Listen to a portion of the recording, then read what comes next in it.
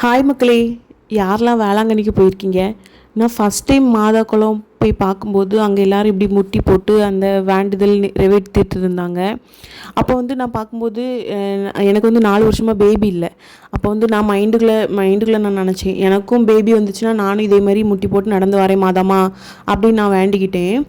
அப்புறம் வீட்டுக்கு 1 மாதம் தான், கரெக்டாக 1 மாதம், அடுத்த மாதம் செக் பண்ணுறேன், எனக்கு பேபி கன்ஃபார்ம் ஆகிட்டு. அப்புறம் எனக்கு ஒரே ஆச்சரியமாக இருந்துச்சு. 4 வருஷமாக ஒவ்வொரு மாதமும் உட்காந்து செக் பண்ணி 1 மாதமும் எங்களுக்கு வராதது அந்த மாதமாட்டம் நான் வேண்டிட்டு எனக்காக மாதமாக பண்ணிட்டாங்க. நானும் அதே இந்த வேண்டுதல் பண்ணணும் அப்படின்ட்டு வெயிட் பண்ணிட்டு இருந்தேன். அப்புறம் பேபி பிறந்துச்சு.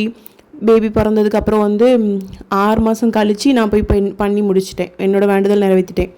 ஆனால் ரொம்ப கஷ்டமாக தான் இருக்கும். ஆனால் நிறைய பேர் பாதியிலே எந்திரிச்சிருவாங்க. பார்க்க அவங்களுக்கே முடியாமல் தான் எந்திரிச்சிருவாங்க, நடந்துட்டுருப்பாங்க. ரத்தம் வரும்.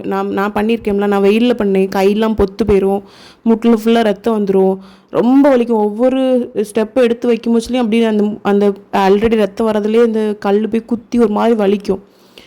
ஆனால் பாதி பேர் அப்படி பாதியில் விடும் போச்சுல அவங்களுக்கு மனசு ரொம்ப கஷ்டமாக இருக்கும். ஐயோ நம்ம பண்ணாமல் விட்டுட்டோமே அப்படின்ட்டு ரொம்ப ஃபீல் ஆகி தான் அந்த பாதி தூரத்தையும் அவங்க கடந்து போவாங்க.